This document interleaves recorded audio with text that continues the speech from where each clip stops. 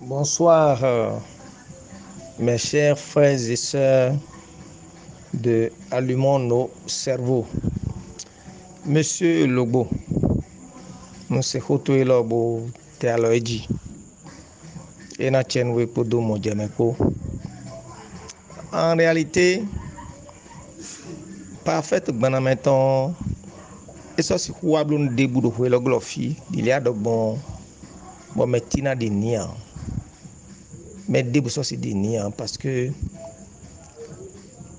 mais de il est Egbedion dans les années 2013, 2014, 2015, 16, 17, 18, jusqu'à même 19. Mais il est au moins 80% aussi. Au moins 80% aussi. Baru towe ka hunu kunu ye bo ye mo tembo gosi bo ye ko mo kun je nu de vivi yin 80% de do wende ne o ekpe bene o ikun gbanji biwe bo ye mo kun je nu de vivi yin o do pone mais makale yale de so e we bio 60% ko se nu de Vicencia Chirambu kini yin parfait gbanameton do ndine no yin ye bi ko tun do mais ne o adingbano e mais ne o azeto e mais ne o me huto e mais ne o eke anu ndido mauton de boa mais bi ko tun do moji mais no akore no mawu yeton de yin kai mawu de ya mawu yeton akunba ji fito si mawu kwito de yin mawu yeton eno do dokun me anu idokun si mesi we mele bi ko tun enabo wa nde budni kaka de mena blo miracle de buka miracle ntewe vivi Vicencia Chirambu kini parfait gbanameton ntewe na blo de mena nu extraordinaire de mena blo bo bene na le adini ce n'est pas vrai et so de ya dile adogbon akwa vivi ni din le na agben bona yiko do melesi bona duo ekede ba wedi mission de Ronaldo relancer wedia elle a besoin de l'argent pour avancer argument ena mo kwedo melesi bona mo tembo zambo nu de do gbigboe o ena nu de do hini we na klupede ou bien préparation bloé de monale honyo gege. Son objectif ce n'est pas relancer Baname. Il est bien vrai, l'ordre du jour, le titre, c'est relancer la mission diabolique de Baname. Mais au fond, dans le cœur de Vivi, dans le cœur diabolique de Vicencia Chirambu Kini, parfaite de Baname, dans ce cœur-là, ce n'est pas relancer Baname, elle a besoin de l'argent, elle est en train d'inviter les gens à lui avancer l'argumentation et par laquelle elle va profiter pour leur prendre de l'argent et utiliser. Elle-même sait pertinemment que Vicencia Chirambu Kini est un tiré botno dimele que Baname kunso si hudo relancer vidéo elle-même est des sous tout parfait Baname ton des sous tout Baname kunso si ti ho vidéo par conséquent mais binimlain boy safodo mais binimlain boy safodo akwa itona yidu wedi gouvernement na boze kwa joni na dukwe mais on yikwa do population tobu ne lesi bodu fata bozan fire bon dio gouvernement si gouvernement da lo ton be do e na bodu yikwa gouvernement si gouvernement bodu na bodu gouvernement ya do ni ya don donateur yeme dede mo ko vonle na be kwa joni be kana do Baname na do relancer gbede ya eno hutanu kwe gbon agasana kwe nu kun gbede ya monsieur le Beaumaire alors tu dis m'talo tu dis vous allons merci et bonne nuit à toutes et à tous. Bonsoir l'ANC mikudo bada mikudo ho egbe ndogbenu mais do khodi lay bis ndogbenu mais biyo imboss mi lay bis na chenu yekudo wani il kudo novi il kudo me soutenir un cheni et on dokunu pour le bossin Rodai dokun de fofo dada maliton ta Françoise c'est khotoé faut betin kudo ko ipe kudo ko si de Bruno ya grand merci bon faut le bossin ho et d'ailleurs il a bien parlé bon no poge économie d'ailleurs mina so ko ne bo funfun ko pe oji di mina funfun bo mi ko tun mi je funfun ji po mais ndo ko la certitude yema il nto ngbo il ko mele pe ngbo il réunion la blo sur réunion ngbo mais nous da ho e hu gan le bien ni di ko kuzu àwọn kwede o àwọn akwen afin be ko kwedu ko kudu be àwọn akwen afin be so kwedu ko kudu be ne kan be ko kudu ma mi o be ne kan be ba wa kwa ne kwa ito ya ti yan kwa mi do ko joko mi de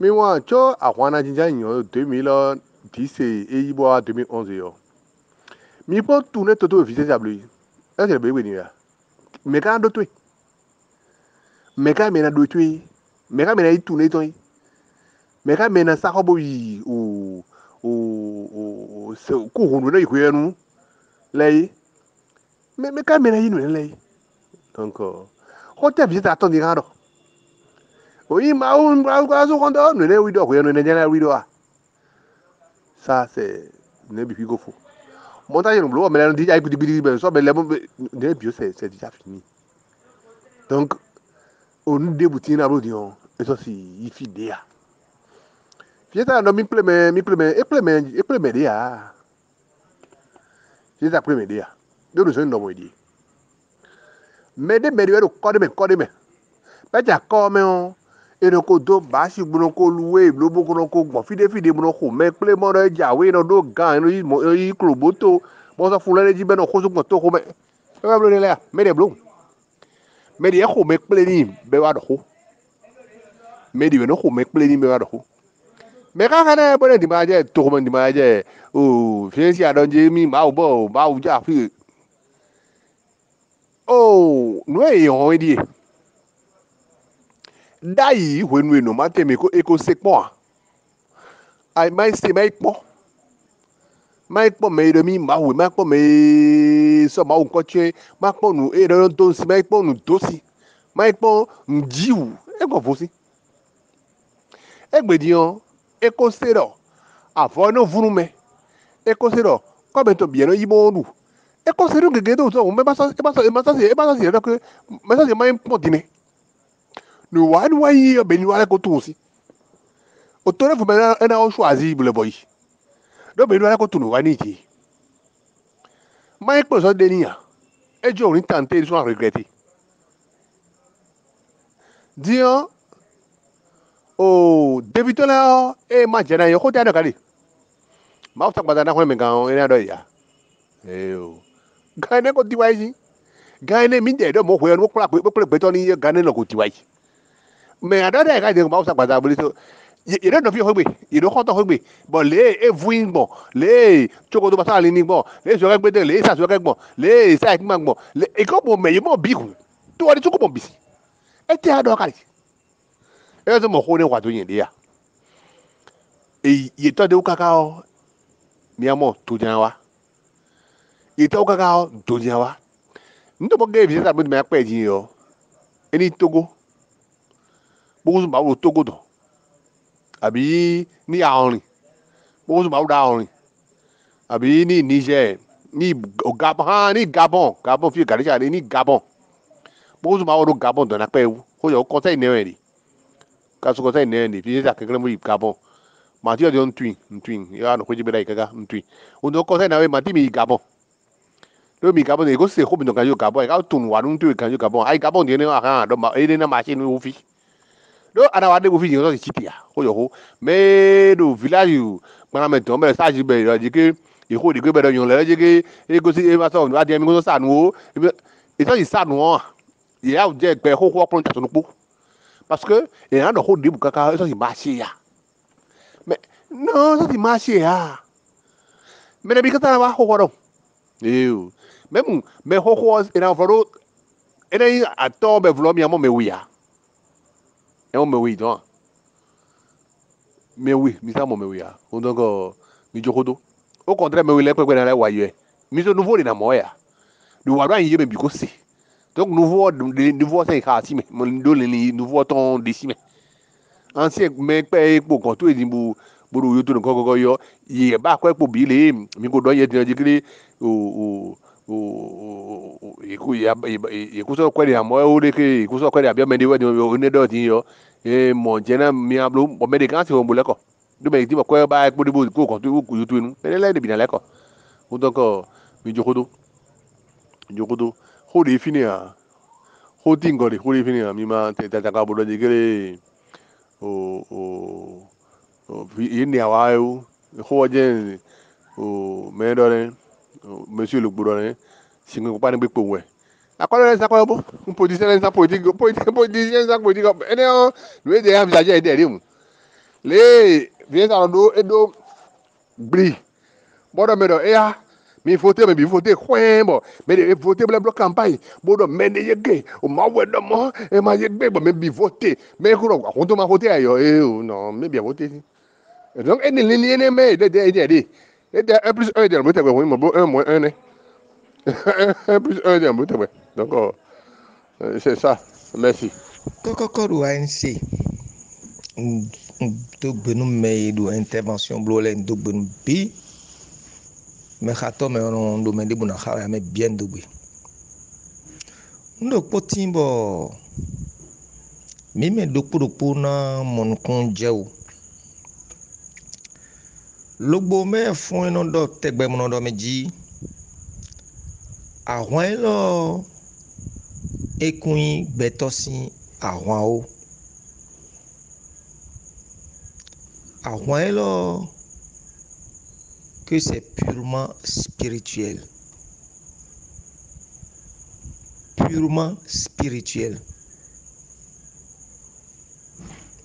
ndo gengbe do fi dimbo do nu metile do ndo nu meruku en ko do ngba chijio nse gengbe ame no to me do kupo nka tun yo no ado toka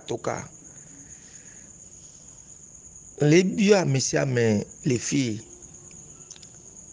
mingba chijio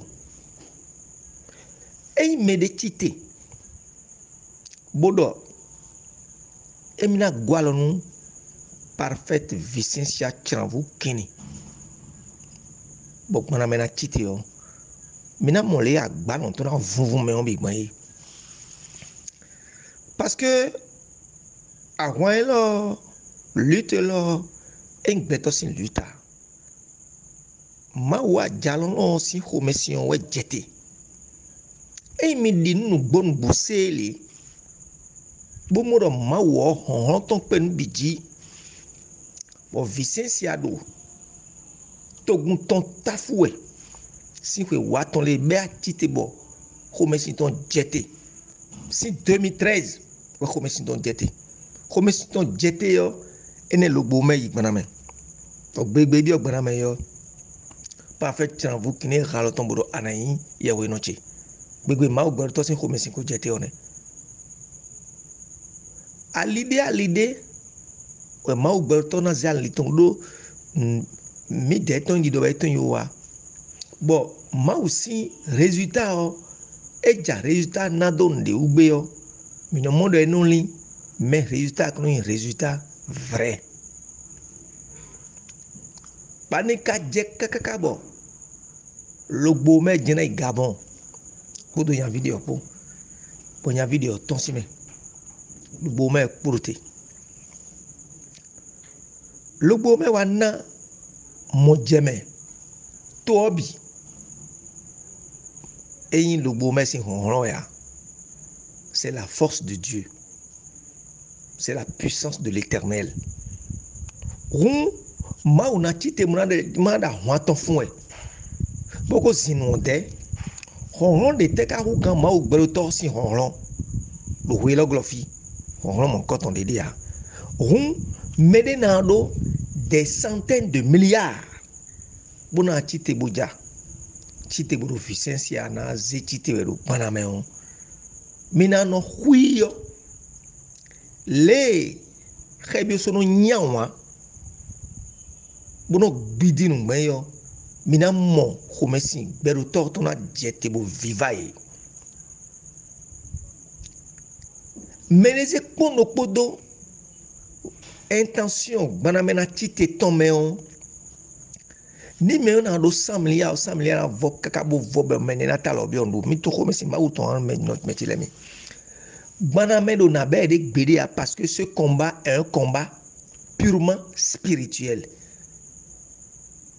Personne dans ce Bénin, dans le monde entier, ne pourra plus porter d'aide à parfaite Vicencia Tchambou Kini pour la relance de Banamé. Mais le pouvoir est né, mais des bouts de pouvoir est né, mais qu'il a mis. Mi m'a chauffé 100 mitons. Mi m'a chauffé 100 mitons. C'est un combat purement spirituel. Ils ne peuvent pas. Ils vont parler. Il y en a d'autres. Mi dopo dan. Mi me a se vilain. Nous mettons héros. Tout est vers dit donne benjai. Koi.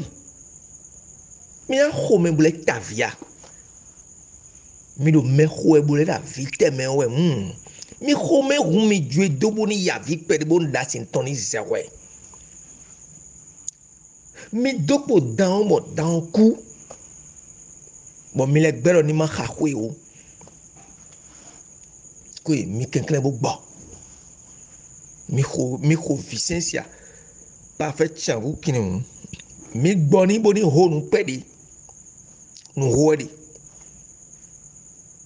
Mais zimpoto dans jibo dans coup koi bo dans ça mi kwile mboboy dans ça mi kwile mboboy ena kha kwek pede bobo chona kweto aussi weton we igbia weton we anse vi we ento we igbia ils ont we en blois non anamodo parfait Tchambou Kini si teme egbedion bonu nous mon coton yi sansi to ya na sumata mata pede dandan we to bena globisi be ka ro mata sun yo 200 romi de a c'est un combat purement spirituel.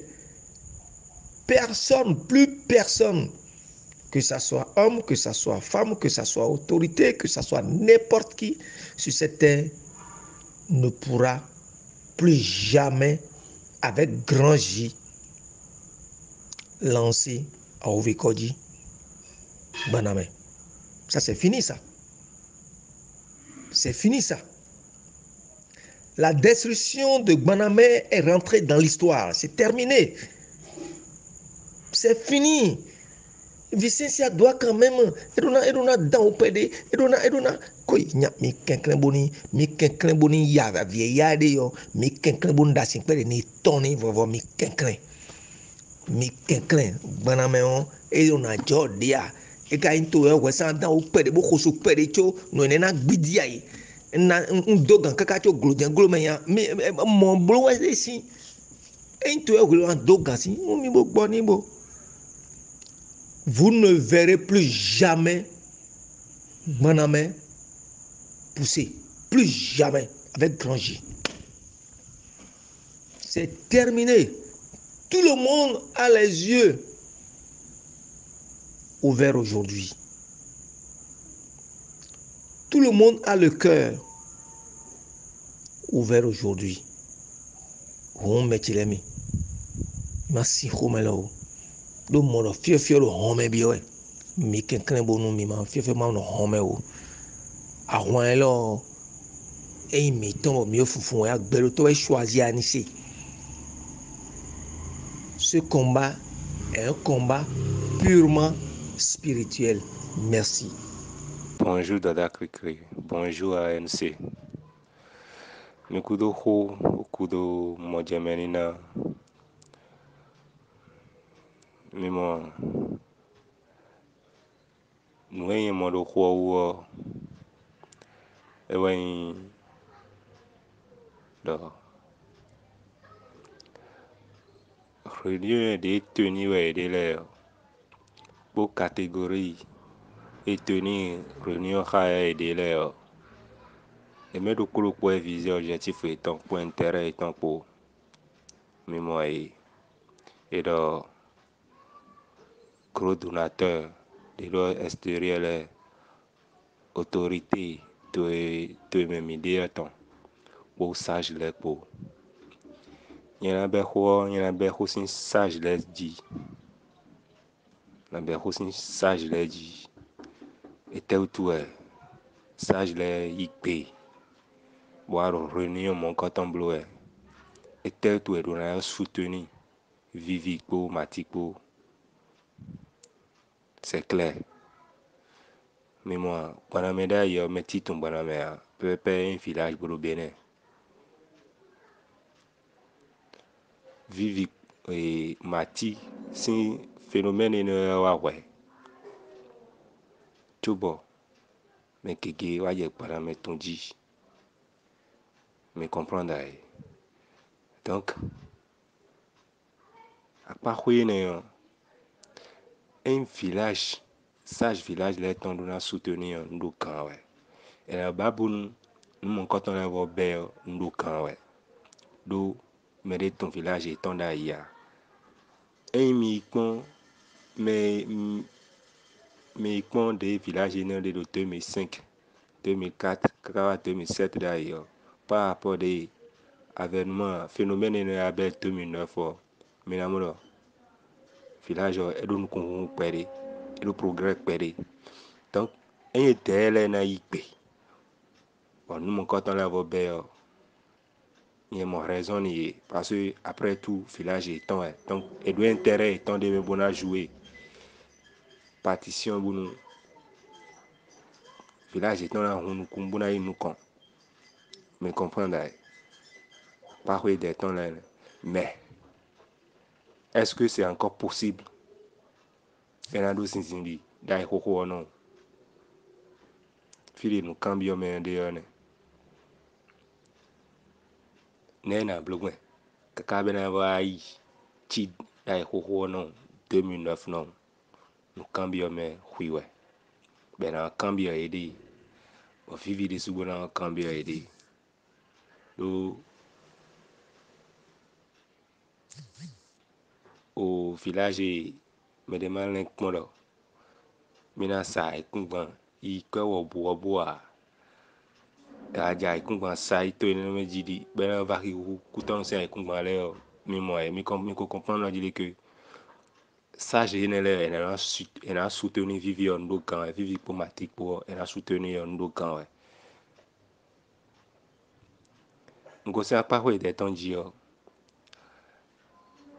na wa ikro donateur le ji Claude donateur le boy de do aider be ro diaspora ene le et des gros intérêt étant l'enjeu et de intérêt étant l'enjeu sûrement renouer à moins de vivre d'ailleurs et tel même vivre investi do bon on peut-être en retour kabi renouer mina do faillir et là secours donc effectivement do faillir donc on va secours nous on n'a pas des temps sinon en réalité il y a des souvent d'intérêt de mais pourquoi la soutenir pourquoi elle a soutenu Vivi pour Matiko Vicence pour Mathias pourquoi elle a soutenu donc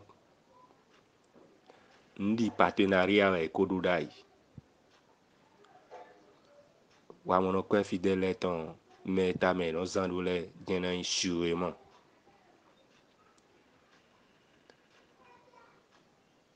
autorité laisse y a pas quoi mais moi me demande baname un grenier électoral c'est un grenier électoral mais moi grenier électoral est non et Goudo et Mebide. Politiciens les aider. Bon, et moi, je dis que 2 ans Goudo, 3 ans Goudo, et le monde et soutenir chronique électorale et nous elle va dire oui le conseil dominé elle a en tiré profit. Vous comprenez? Elle a en tiré profit. Donc elle a des mission supportée elle a le besoin mission de sous-bois elle a supporté. En réalité quand le polo intérêt en visée problème en pire wado Vicentia pour Mati pour c'est l'homme n'est un bloc ben on répond à la normale des coco non do mais là moi janvier ouais il est mais de wa kanji de wa forum du fibre c'était en écrit bon faut Jésus toi il y a le code de que elle a reprendre bon elle a bleu messe do maudite cité étant de temps bon elle a go yazino maintenant c'est terminer les royaumes maintenant mon a dit que oui des bourradiers que le réunion bleu nous bois rojo donc de vous dire pas dans des aider boudou mon problème fait problème d'accord de rien n'est na bleu bon nous mon quand on a chiché problème d'accord et mi le couleur est bon et qu'on poser piège de poni ben un miracle t'es dans la voie bleu bon l'inter qu'on croit pas là dans la corps balo icha na font signe de ton mère ce qui est impossible cette na font signe de ton mère impossible miracle t'es dans bleu et quand on bleu miracle faux miracle général fiction scène général ben elle a passé sinon en réalité miracle de son bleu miracle de ben extraordinaire un miracle tient pas de passer un miracle tout comme les support donc vaut mieux mais les boy et dire qu'on n'est pas pasteur dans les miracles et ton là compter où mais mon piège bien mais piège de temps mêlé de non bien intéressable parce que et azé non bi bala le canton mais et non a chiche ouais où est ensemble donc bu blonde tu vois mi délai mina soutenir n'est qu'à soutenir ton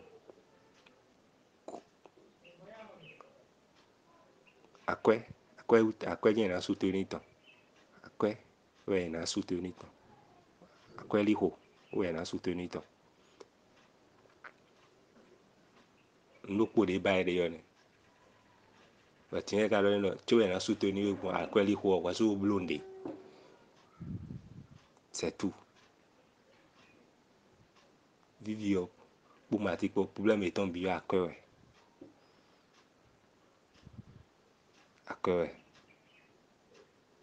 et non à vers nous mi belo et à china ku wero on khoyo son quand là non c'est ouvert mais maintenant et pour on dit les wero on jero nous les tamé ouais un mauvais perdant pour il faut minalo Et on mais c'est audio faut mettre Baname déjà à terre. Je le dis une troisième fois, Baname est à terre. Nous déboussons et si bro, au fond Baname hein. C'est pas après 13 ans, il a relancé. Et il a relancé, ça veut dire que quelque chose est fait, bon, disons, et ça, si vous relancez de vous sortir à quoi ça, c'est quoi, ceux qui sont de Banamé, qui sont sur le forum de ANC, vous êtes des élus. Vous êtes vraiment des élus de Dieu. Et mais ma bon finéon et diamana toua, vous êtes des élus de Dieu. Le jour où j'ai entendu le message forum de Ekoué Françoise Ologbo, j'ai applaudi et tout le peuple béninois comme moi a applaudi.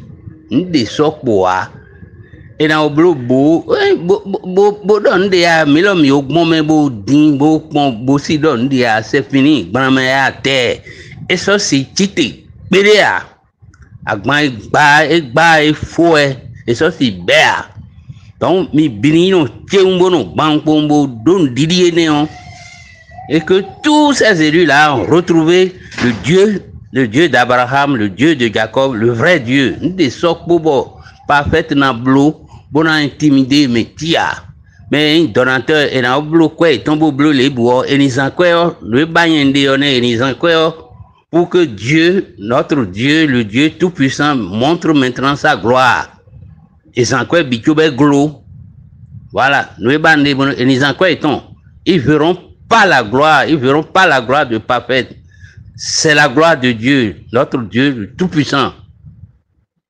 Merci beaucoup. ANC si pevile salonimi m'a récupéré pour faire tomber baname. Donc mina tedi dibu mali resio milo kudomi ton buru kado yewe khanimi tegbe. Merci beaucoup. Kokokoro ANC si abasa. On fiboro mando guida honu mera holo bo me. Poi jise o dada de abasa lendo buru me bise.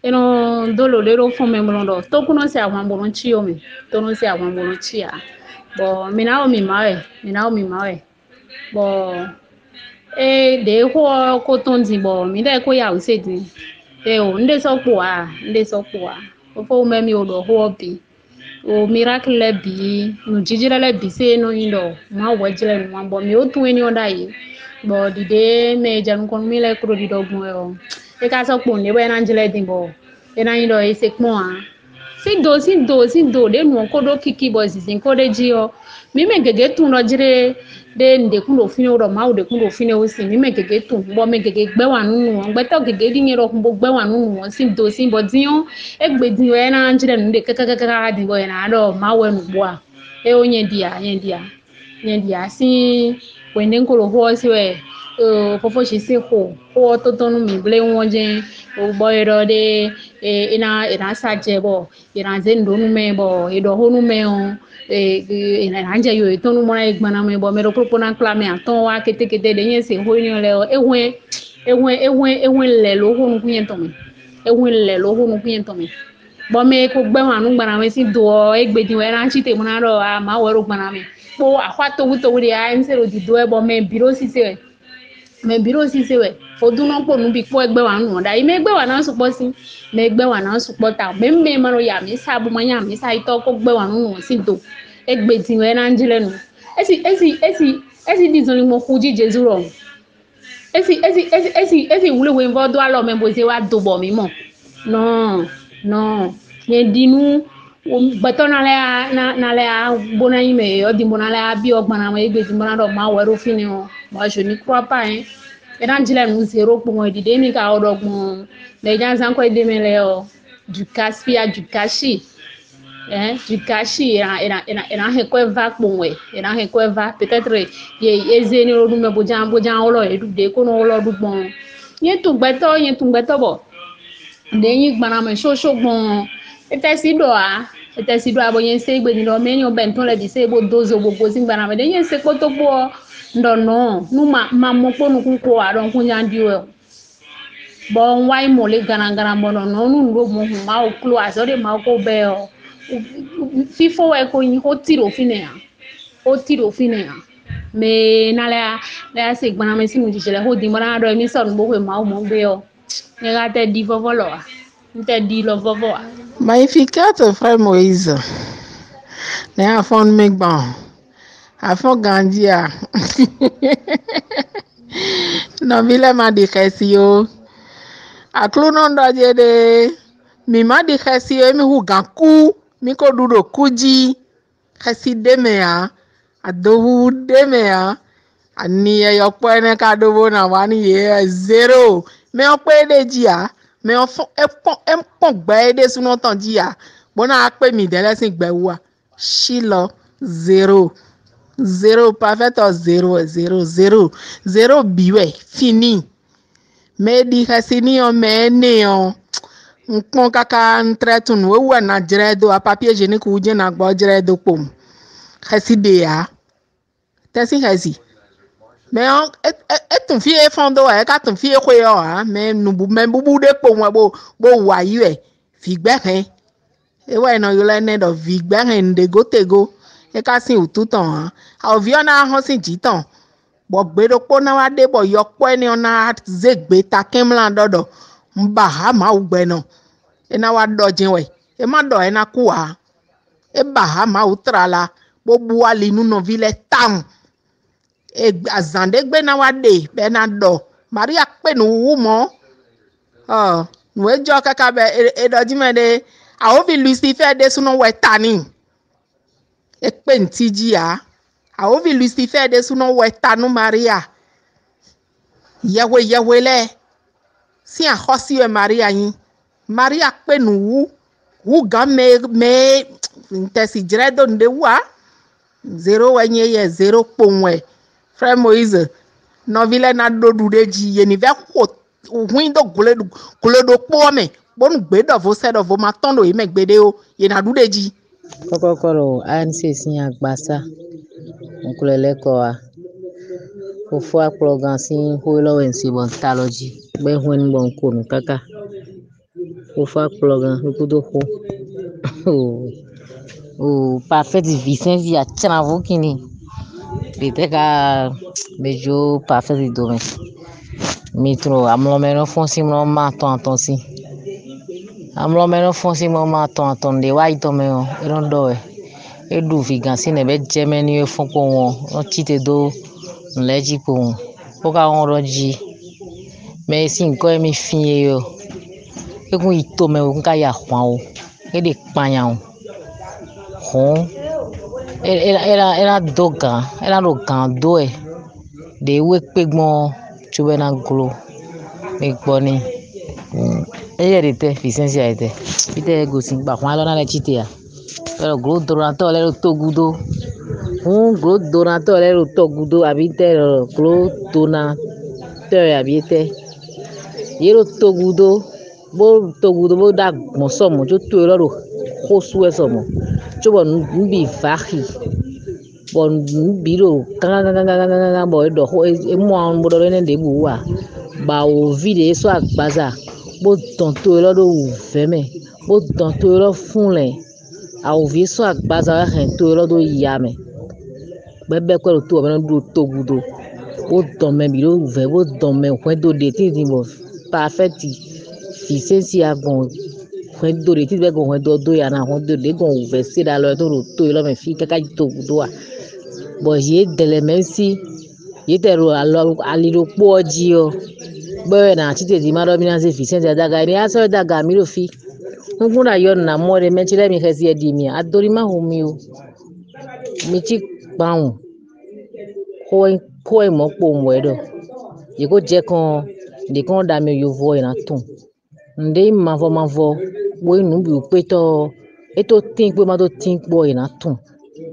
paso ni Vicencia mama o je yin nugbo e ma si ma o bo tin ba hwan lo gbada si ni ne ma o de te nu ki ke to po 3 ans Jésus Christ David to wa so na me David vio 3 ans wa so na me nu ko tun ka pon pe bi be si 2000 ans di ro po nu ko tun pon pe ko na vo pe dia Bon, eze ko etu ko wa to wa dagbe ro pogele be lan sedi. Ma lo dagbe efficiency ya wa di me. Parfait gbana meton. Ma wo gbana meton sa gbasa wa dagbe ledi o adigba we. Boy de ro fine bo jan soutenir ton bo jere na la chite. Mi ro fie no kula yo no eja mo e kasi ro di mi ameji gbambo. Kọ́kọ́ do agbache dagbe osa mechile. Obo fani dada krikri ko pe mi. O nu we ya. Mero gros donateur yin we bo gbana me na fon chite we. Le bo do le o. Moro me lo le kuno agbeto gbere sinu. Kun ko etan e mero gros donateur yin we le ye po vivio po yin. Même pipe même tabac ne gun. Si lo po agbeto a o vi gbeto we nu ye ne gun. Nu e ma yo ambo toro hosue. Mi me to we plero fi podo me matero a nse mi aboka hosue. Bo mede si gbeko de kunu nu e wa nu e gbana me yin nu e wa nu e vivi yin mede si gbe. Be si proche ton abi si wule yin o gbeto pa bo yin to vi pa bo me gege ko tun. Me mana me ma hen plero famille to me egbetian. E so gbeto de bu do te egbetian. Do famille de bu me egbe ten do po e na mo de me je. Be do vivi we don me do pe mo nko ton. Bo me ka re mi gros donateur le o. Mi na ze kwa mi ton. Lo bo iblo sara. Bona dalo lele klele no le. Fie to kujodo no kujodo. Me ma do aso ale mi na créer le bona yi mele da zo me o. Le mi na blogbon bo vivi na le gblegbedo be ni nu ape epo le o. Esi wezun die mi de. Esi wezun die mi de le de. Mi kat no nbi ye wa ko be fie no adogbe nu se o. E no adogbe nu se o. Vivi ye ko igbe. Boko yan o vi o. Boko te. Bodion mi lo mo ko mi ton mi jan so lo na so dalo eye. Be na so hin pe to si gbegble na. Mi to boro a nse ji fidi igbo kono fun mo ro ko su esan keze le o. Mi de le o. Ko do mi de o hun atigban we a. Mi tu mi de pon ame mi mo mi de pon to wa bo mi bi apero a nse ji fi ame bo mi e bi ka no do pero po. Be na mi tameli ya. Bon nu ene o mi de le jan be ko mi ton. Lo na so dalo be na le so chite. E so si chite pon gbede to pe lovo wa. Ma unu bi pe to tena lo gbede. Bo gbana me na le chite bo na le ple akwan. Le ple gbon wa yi o a. De ko wa ile jije na no. De so na jeji a. To nu wa dagbe de a. Kọ́kọ́ da lu mo no servo. Basa ne mi le mo fi mi no kanji. Aso se gbe to e bondo ma yi gbero gbe mi ni. Eni oton ye na nu to si fi we kaka so iwe. Nde na jro fi ne we ya. Gbana me dagbe te we wa. Gbana me ndagbe te ke wa bene to ko me. Gbana me si àwọn to we se suwa lo to we se chai. Boy na do town do. E wa ite. Ina le fun adima yin ni o. E na za ko itan le de me pohun e. Ye na za ko itan le de me. Yaya vonu pohun e. Ni ye de wa eni ohun e wa nbe ne to o de pere a. E ka yin wa nu to vile de a. Bo akwa eto mi de de zankeze vlo cho ko nu. E we ina do ite ina le fun gbana me 1000. Àwọn de ma na fún ene o ni o ti azan ton di exam ro pore yan o se o ki ko je ndi kaka je din ye ma te tabi azan ni di ye ma si lo nde na fún e me kule amlo e ye do ton a me kule amlo e ye do a ma wa cha no se alo ro pa bo ti ton si e la zo ton usin gbana me wa so si fún pede a eni o nu pampan je na yin nindo e chite bure na fun gbana me wa hun yere so edon wian wa to me ni ye na ti ku wa dogwe ni na do mi na fun e bo gbana me wa na le fun Bona le be aso di we tenu do e de 2009 Fatima. Eja talo nu kunji nu me do ANC me lewe. Eja dalo nu kunji nu me do ANC me le. Ntege wani yedre. Dagbe tewe wani ye. Egbe gble nu me. Egbe to sin bubu gble. Renu keke gble. Bo kale po de o. Be ti te tambo re na fun awon. Mo no fun awon agbon. Awon eno fun ne ya. Ku won we na le fun an. Adima I won't die de. Jo won de ton e de. Ye na blo ti to le na e si blo pe kan de du kan de ti. Bana me won so si ti te pe de. Do bene to ko e lo mi ha. Ekpe pon. Mi me ka kora kwa do lo ANC jire mi po de utegbe mi tamro wa. Mi ka jodo wa bo bana me wana wana. O mu vu e. Autorité ni ole o. E na bo te konte to me we be ro biblodo we o. E so si lo ni na pa we. Ndebu lo ni na pa we. ANC ikudo le wenu fojise na chenu mi. Ena chenu mi no information lo le mi ro zero to menu mi e mi o zero agbaji wele. Ena chenu mi kaka. Ena gbon fite.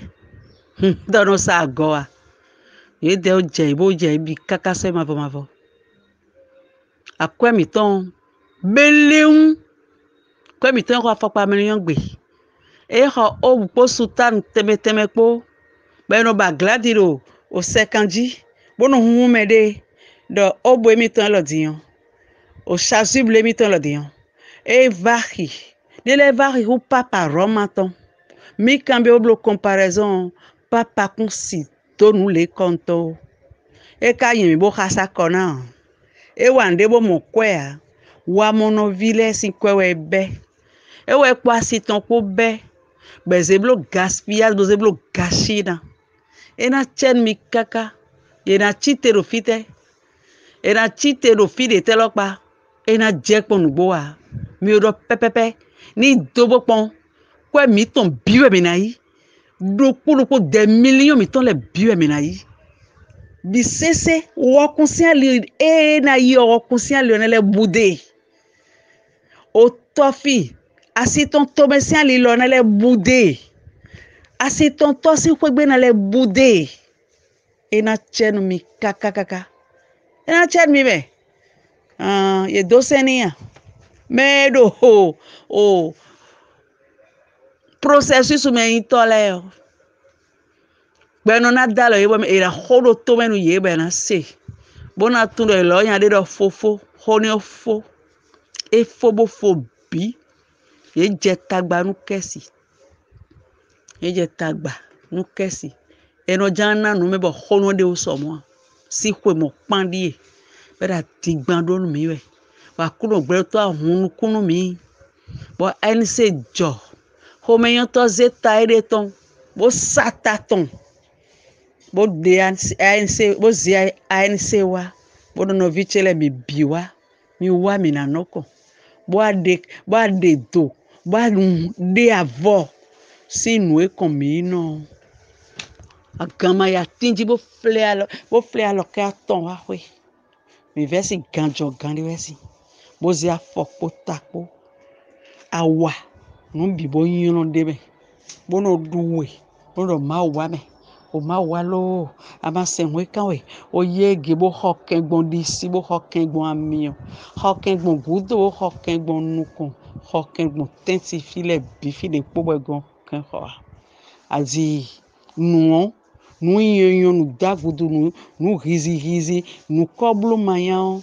Edo mi de sin. Mwen do mi ton le mewe. Kunka mi ton le mewe.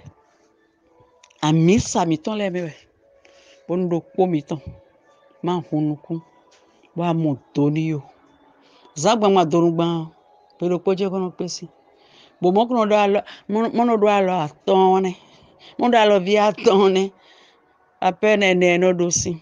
E humbo. E na chenwe kaka fojise. E na chenwe me. Bado eni hunukun. Eni lenu pon. Bo taglome tome ni wazo. Taglome tome obe azo. Ni wabo. E jan wa ite. Ni bo wa. Gbe wiyan de mi do we na du. Gbawiyan mi ajije bo ikwe mi to mi tero intérêt ba ya e mi zede bele do photocopie le biton lo fi kwele bisi photocopie yi original le photocopie le ka fi won ko mo nde bo wa nti mo bo wa ina ji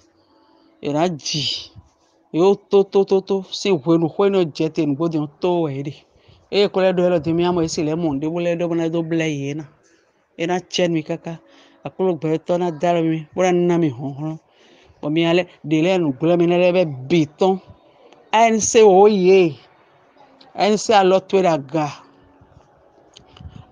gabi agbon fire wa yi adudeji aduda wanji azin gbana me wan azin dobi bo ta foji bo lon le mi no ji mizi le gba dodo mizi le gba dodo mizi gbana me dodo mizi gbana me dodo mizi birodo esna tan pon e do biwe ena chen mi kaka izandi Bonjour ANC, même il faut gagner. Donc nous mais force à beaucoup de choses tamen ni ouais. Un tiens nous mais bi, un tiens mais bi donc nous administrateur bi. Oh. Si somme oh khula da bam do khula siebo tamen di ouais. Il y a qu'à mondo. C'est pas si criard. Et les soirs avant qu'on signe des sous ça matou. Et avant qu'on signe yo des sous ton ça matou. L'hôtel où est avant qu'on signe des sous ça matou. Oh. D'ailleurs, oui nous minuto me fibo. Eu para me na bebe yo. E ma bon, me gon di bu. Ça faut gon di. Chobo. Pour réunion sur réunion di mais di ni les pour je play pour moi et tout ko e ma te ja communiquer ma su e ma da do radio ma da fidi tu bo ma be ho yon bo o ti fi ti mi on ne ti si tu on ti mi on ne hein le fa ho yon ma on donc e wa do réunion blo di ko di sen ba o trateur ba o fo no ji bon Vono le ide onda que e convi tan ka be kwa ma to fi bo di so ni gbo gbana mele o yi di so yi do yi ka bo so ali so ko fi le bo me apo mele bro me pe ko me bi bro yi se ka fi vono le se ko pa cha ni wa fi e ti me o e do tago mi to no je me ai ho gbe to me wa du nu le yo iso ki an tago mi to no ba sa le ko no ko mi ki ana e ti ro ko to intérêt de mopo won ino we ko idiote mo ma si no ke tan mi no kon to me ne yetu fi dai bo helu bo mi hwa ma bo hwa ja bo ho le bo e fa de ko no fia e gbe me le di o ira ko le wuzu ho to bo lo le wa ni ro bo di o ho pa ira ka be de ke bo e ti bo di o noi to come to me do noi quando me si mi to do noi je e na ho yu e na ho yu nu ka be go yo ka me ni po ama si no me de nu le yo san de amo ide san de akra mo ide san de yo yi me de yo san me le ko to mo mi swe ye to je ko ta yo mi ai ba to ya mi wa o fio mi wa nu le yo be no mi mo su ka pe no buri bo ye de me bu se we mo mi de mi a o fi we adio e gbe ni bo ne ka ya mi je kan la mo mi le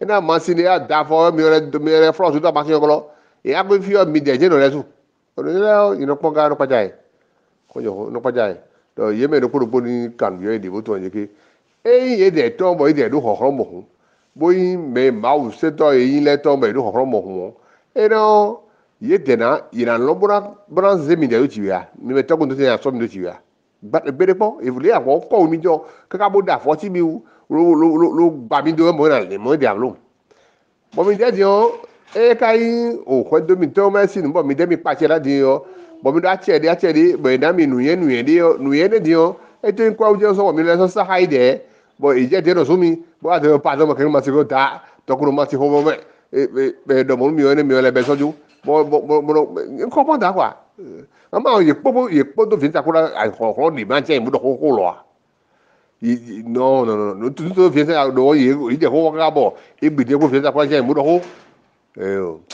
il est non signé ko yo bon il a vu le message pour que ni je e ti a jere ka ibe bu iye de sutura jegele e ko je ni mi be fo ni wa be ye de ko tu bo kala kan jegele ya jere mo ya ko e ti a jere ka iye to wi ma wuri biri o e ti a jere ka e ti a sa ha ye ka ni mo il jegele la jere en tout cas merci mais vous posez réflexion yo ne tu jegele ina uchi do projet mo ni we projet mo ni we e projet ne ko di me ami no fi ka mi na do ko jo ko do projet mo ni we on ta go obi alumo no servo sin kwegbe me che vivele to gbe mi me mi kudo so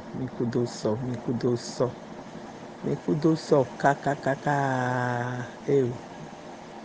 o de su wedo di do wa me e wedo di do de buwa no yen ka jan cambio je meku ton ewe eze do ateme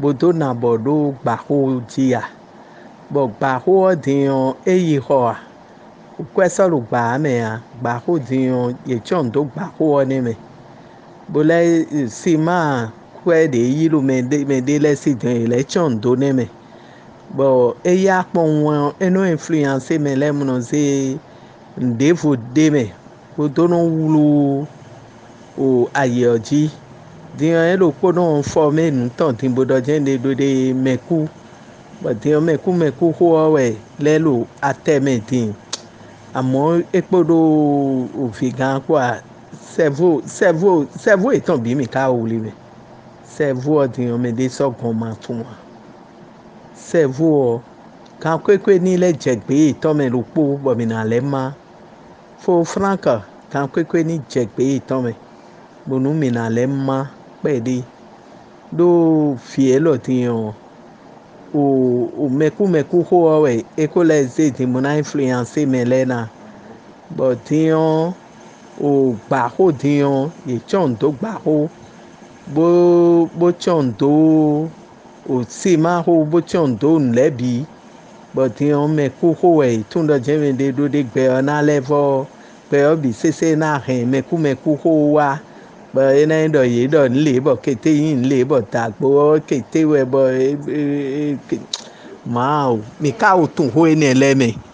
Ho ene le olopo wa 2009 bo ye se wa nu onji fi me. Bo mi o mo me. Bo tin ele no to tin ele to eni o wa mala chon to gba ho e o. Ni ya ken to gba ho me. Onu mi na mo nu kun je o. De kwe na son tilili sin se we wona bi ogba me mi do na mo nu kun je o me. Ajo to jagudale. Mais bien au tout mi holo big bole bonsoir nse dada mimi hotelon se bo taloji bo nyama kan dewo keke kwache atom dem jo Cotonou do mi de gonde taki gban ton 35 000 na asije na 28000 to mi de gonde ala da camion do mi de mi do gros durant ten yo de ko inen e mo keke ka mo ko abobi nu wa me o firi be sione mi je go de ka ba do fi egbe ahwana fo ko mi se ante jira pe o se yin la o jo ho do nu mi de ko ne de azon do yin la ne bi o yin de we do jimere nunu konton o parfait efficiency a chambo kini do fine din yo peto de do ANC jide do vale wi do anlin do me do agbasa me ko me si a je do fine din yo wo so na kan o parfait eso nde so do fin do de wa misia nde so poro wo tuton ha mi me do te peto be nu apa de te yegban ligio e do pinpin we do anlin do me do agbasa me nge do bono mi parfait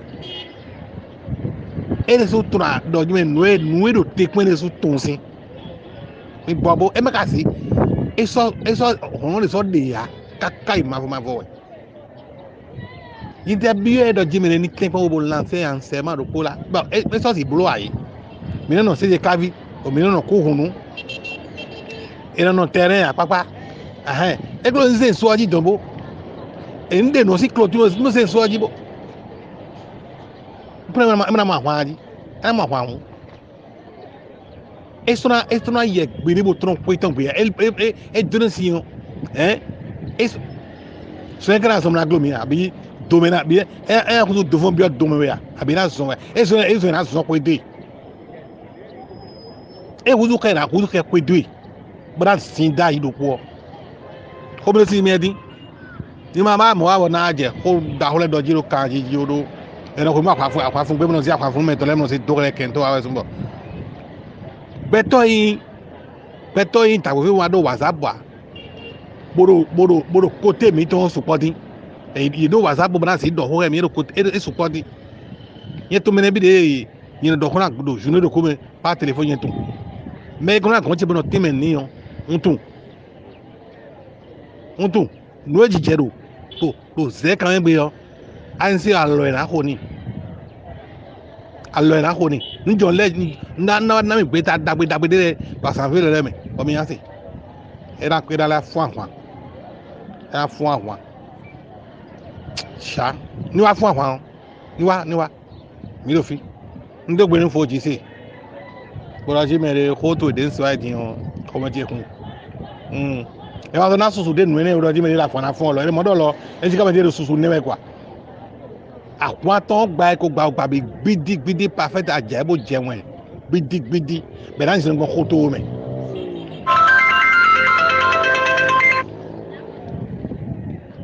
isakemi appelle bien nommé be na nsin ko ti to din bi e na de do me wa to bi na pon nu na sa to bo fino so nbo ko to na ba me bi na pon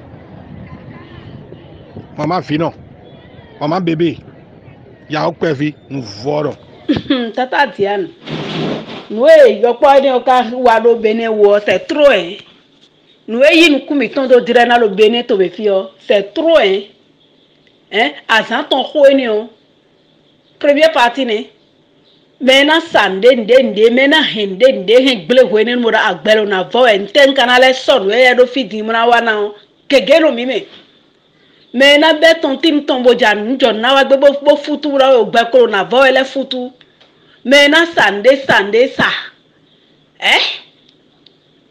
fitilité comme ça bon mino fine kaka fiti examen blanc e don mi doji ai hon gbotona kulo kati mi to po mi hon le o mi na mo chi o kati ele pore gbotona ku fla la ai hon ni hon nti jolo kati o chobo wa lo sise do mi mewe gale cha wa cha mi de ba e de wenenu okay examen blanc wenenu akele e don mi doje ye me ma yi ma wo si ale a o vino le azeto asanda to le ye na ku ache mi dele zero sacrifice bro na wenenu we but mi dele so awe wa ho but to eni o lo fine e wale de bliton bliele de ton di o fi wa kumi dori fi de wa kumi dori bono bichele na se nu de dori le bisese lo clair le bo de teno wa zolo me u kaka sa do ba ene me ale do ina le hewe mona le sun prop we kon ere lo doni akun ni joni ye me ondo e do hon so mo ye mi aton we be azo bo me lo po hun ale ma wo de nu kike ton lo po ye ya le o e do nu chi le no chi mo pepe o e de fo chi o gbala si ni ye din blo ma ji o ma la so wa ni pero e ni wa sami to me de ni ma blo bonu e na gon ma wa mi o ma wo de no Jesus Christ Nazareth to de no tun atan la lo me ya le bo gbidi akoda lo me bo ze do alo do nu kun ji nu kun to nu kun hun ma ilu apo do awe dalo po tono si po wo po bu ni blo mi ra keni lebo mir nu jiwu de te visensi ako blo lo pana me se ahwame ti boy na e na zero te di na example poti e de ya miracle e ton yin lo e fo me bi e rinde me bi e gba hwen to le e kata famille e appauvri béninois le miracle de wa blo like maji fione n'importe quoi. Oui, bonsoir, Dada Michou, Nemi de Bomino Gangia. Et au Dieu mi tawense, bondo, akende ou. Oui, mi do yo, un bon vrai peut penser comme ça. C'est vrai, un mouton vrai peut penser que, il doit quoi faire, il va aller faire. Et mi annoncé théâtre ou.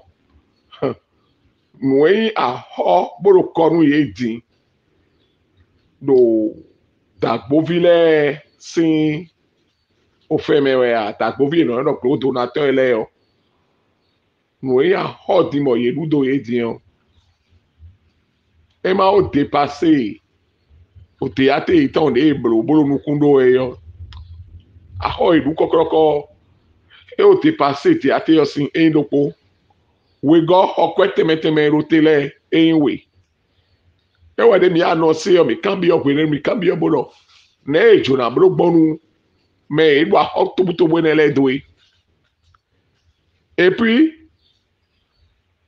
yeweze aho ene eyin diate yo yewe dobo mi se am non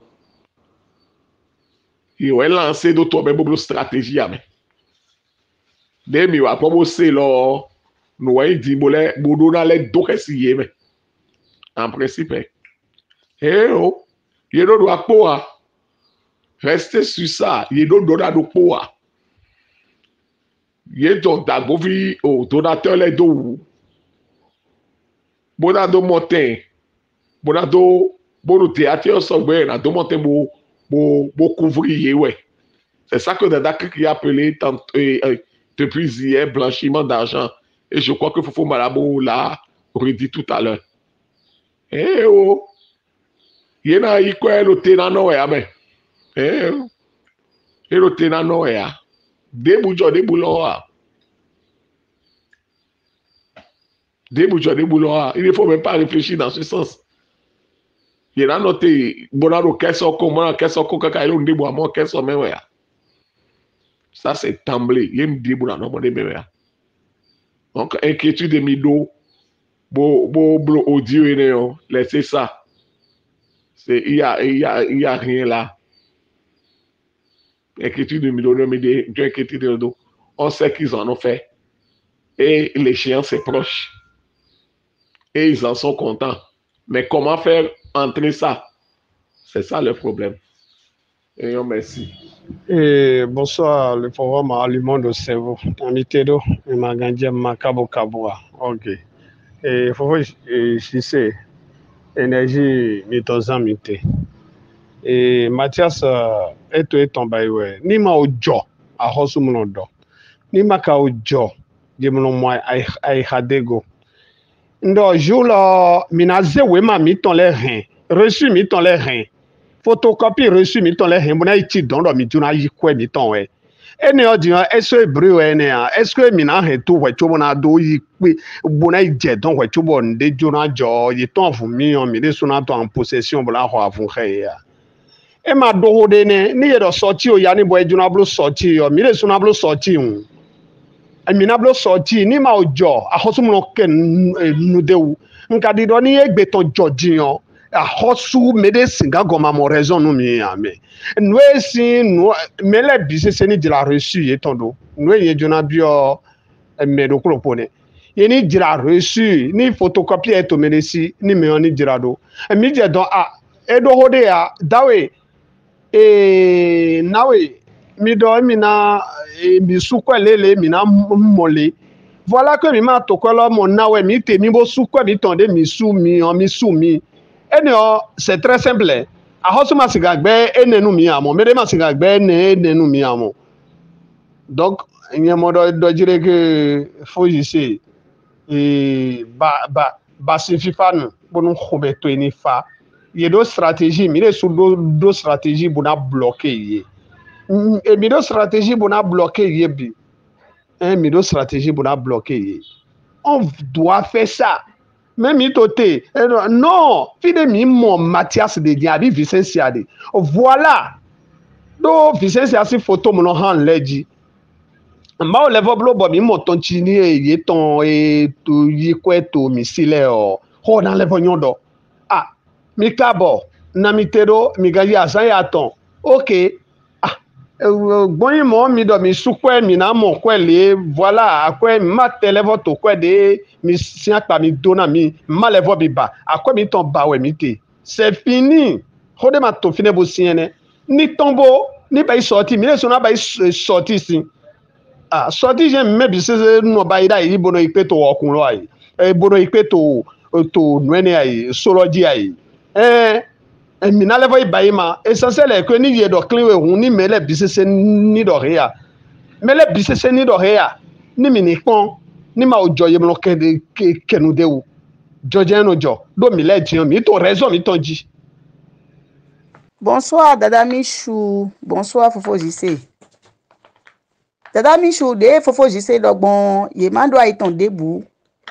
Ko de ate ko na tonne ye ma tuno mende te ye ma tuno mende c'est-à-dire en dehors ye no secret we inu ye ko abo ye tuno emina da eni ombo ena wa nwelo. Nu de ka on ye tuno ye on do nu kundu emiji. Ye on do nu kundu emiji. Ye wa do mi mawu bro mo nu asizen wi do zifrume yi. ANC sien hu mi ANC do mi mawu ame. Amo ANC sinu kun di de hu ye ton. De mo tun ane. Ye tun debu do de ate ho na gba debu wa. E ma tun e da iton debu wa.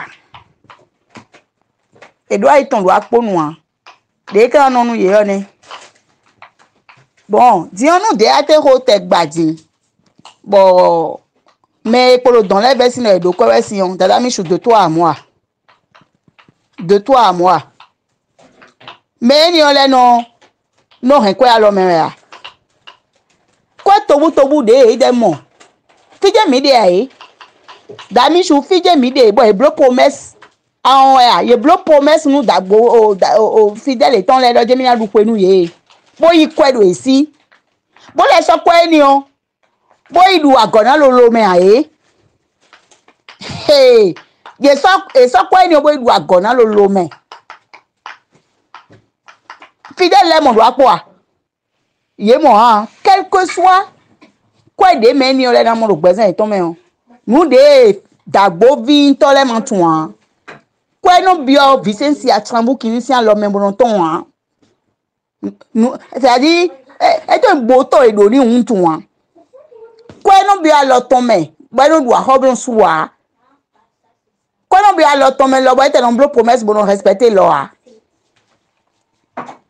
mais non mais couvrir non de blo lo kwa ba na pele bon enfant du ciel pour men les de pour ma service de ran ni we men ni o le de a profit de e lo kwa ze ni we ndeji we de ni sin men ni o le ton nu ndeji we e de ni sin ye men no play Dubai bon enfant du ciel kete le o. Mais quand même, il y a des gens qui ont des millions de gens qui ont voyagé pour les gens. Mais quand même, il y a des gens qui ont ces gens-là ne sont pas là de façon anodine. Il ne finit pas à hasard. Mais pourquoi? Mais quand même, il y a pourquoi ils font quoi? Mais il dit blodo. Mais quand même, il y a hold des joueurs. Pourquoi ils n'ont pas vu nous?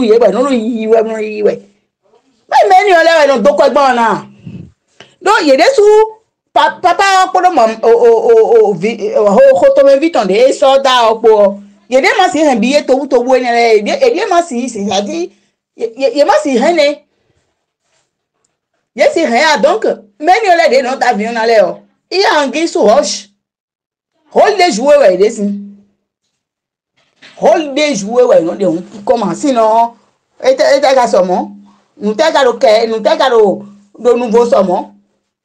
Posons-nous les bonnes questions. Posons-nous les bonnes questions. Nous, les versions, d'abord, les versions en moi, si. Bon, c'est des atéros. Bon, nous, quoi, papa. Dis-moi, il n'en a pas. Puis, c'est un mon tio, et ton, le comme bon, les kidés. Bon, on kidé à quoi, ton, la même pour les mains, on est d'accord, mais la photo, quoi, dit. Puis, c'est un na la kidé, d'abord, vient na jaïbo, on beaucoup l'air. Et dans les dalles à quoi et tombe bon fouiller bimlemle. Bon pendant et ma quoi les jodois pour me flafo a dit.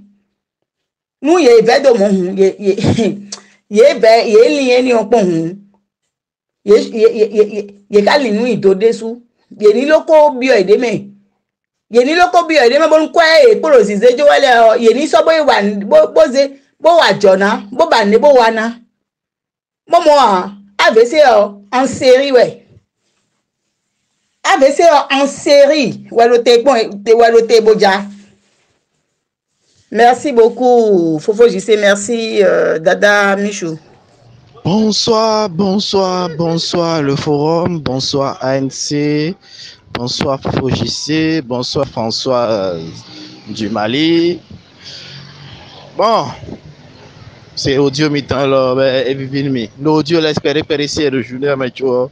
Bon, réagir à mail, j'ai voulu réagir ce soir parce que je me suis dit, il le faut. Tada, je partage absolument tout ce que vous avez dit.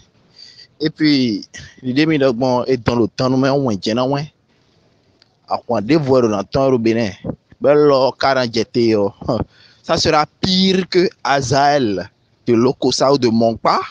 Et ça sera encore pire, je dis bien, pire que ce qui s'est passé à Boycon ou à Abomey entre la population et nous qui étions dans la mission de Bonhomme dans le temps.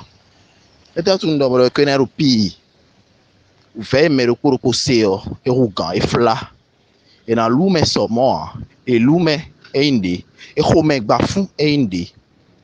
Et dans tout mes filles, c'est vrai. Bon, ndendje.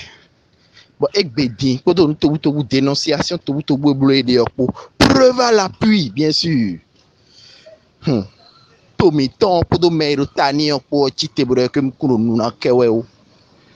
Parce que il y a eu des préaccords ou bien des accords signés entre eux. On a eu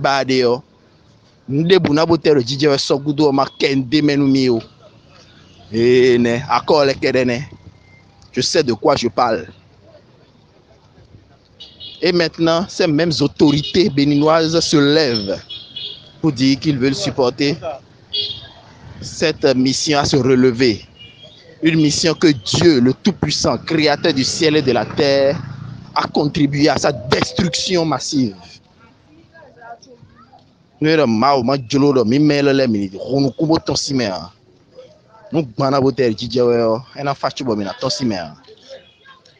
Mais marathon du pétable nous bibo mais tant si mais bon des zoga bon mon mais tomber nous miner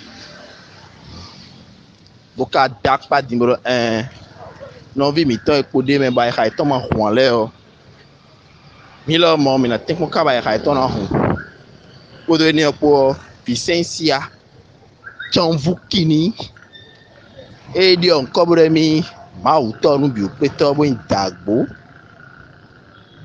On enlève Jésus sin B. I don't know. Comme il est dans les airs, on quitte. Donc, quand flan tout le monde, Javalo mecho le forum on dit filet. Donc, mi amore que un tabo miton. Et non wa, when domestique nous là, et au coupe de nous beaucoup. Donc, et on do. Beaucoup de temps les rodondine. Tabo. Mitano wa kwendo mesin famille mesin le oku odo nu wa njon lepo bo me wa ro te di le obise wa ro nu flou kereblo pratiquement e me ro bokotoro yin we burundi nde yin we egbele o burundi de que me supporter efficiency a o akwe e we ko do pratiquement ne we on re que to me fi efficiency a ro ko ni son ko e tombo so don do baba me.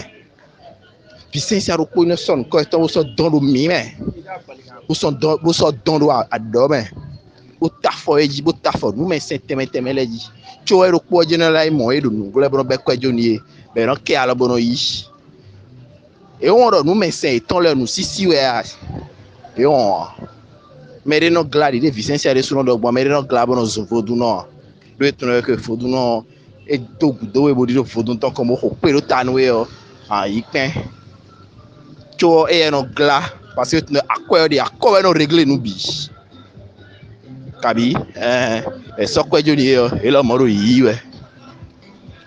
Vicência do Cunha de moro que a missa me tá com me tá já bi complètement dion. E varo, petiwe. Varo autorité béninoise là yelo de con autorité béninoise de prêter serment. Pratiquement la même de population là dit. Autorité béninoise do Cunha là le wali le pan comme Bro Vicência Tchanvou qui n'est supporté ouais. Bon les gens financés ton financièrement. Bon nous dans la on est quitté. Tout ça parce que quoi? Ces autorités sont en quête de quoi? Du pouvoir.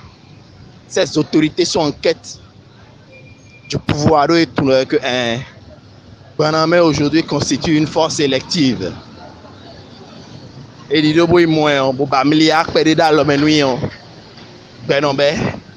comme ça a été le cas dans des années précédentes dans ce pays où l'ancien président nous disait faites attention mais bibi en tirotani oui et nous étions aussi accord étant le tintin numéro de code là mais là mon tourne ya et on va pour nos micro dans ville oui mais là maintenant voter ben on papa c'est ça et bien disons scénario de quoi parce que l'année prochaine il y a encore élection et il faudrait rapidement aider cette mission satanique et diabolique à se relever juste parce que demain on aura besoin de ceux-là pour se faire élire à certains postes stratégiques. On aura besoin de ceux-là pour pouvoir battre campagne. Et nous allons supporter avec lui. Et nous pour intérêt ton visé. Dieu merci que les sages et les notables du village d'Agonli n'ont pas tellement accepté d'aider cette mission satanique financièrement.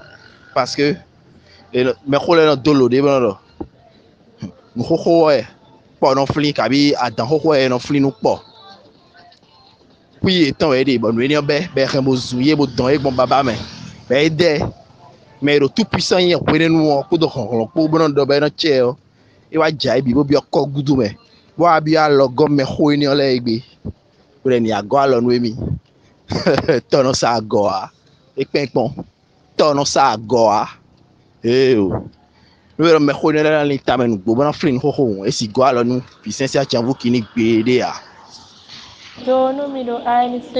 bonjour tout le monde. Fofo JC, Dada Cri, Fofo Omer, Tata Françoise, tout le monde. Je salue tout le monde. Hoa Jene, Hode Dogbenja, Eko Tondo Filokbo. Gros donateur Ti, sur le prêt Boja et de Vicência. C'est du bleu. Gros donateur de Posodia. Tout politicien là c'est un roi mais amen.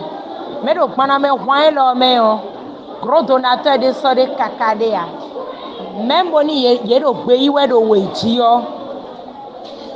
c'est juste pour voiler la face. Vicência ko jai bi Vicência de souton doit mi ko jai. Vicência de soukoton doit mi ko jai bi bana me roi de boussa si tite. Pour les voitures de yen wa do 2009 mais bana me roi de boussa si tite bo so les voici les ti de bo mi de wa do 2013 et au Vicência ne peut plus drainer ce monde. C'est ça si Jero Béné moi. Mimi bien longue vie ma ou beroto le vrai Dieu. Bonini si na mi longue vie bon mi na ze nu kuno tebona pon. Bana me wa masa si ti de ti bo mi de wa one. Bana me c'est fini. Maname c'est fini. Mi matesa do me couleur ça et toi ma fille de mais grigé bon ameda kwa do e bodo sima son ele yo koi mana me wansa si chite ya il y a plus de gros donateurs de bodo na été gbana me visesi adounya ko mwe même les miettes qui restent les miettes qui vont à l'église là je m'assa do nde bolo wene ils sont juste là do nukundi do me do velafo akwa mitona siwa jaibo minayia. C'est tout.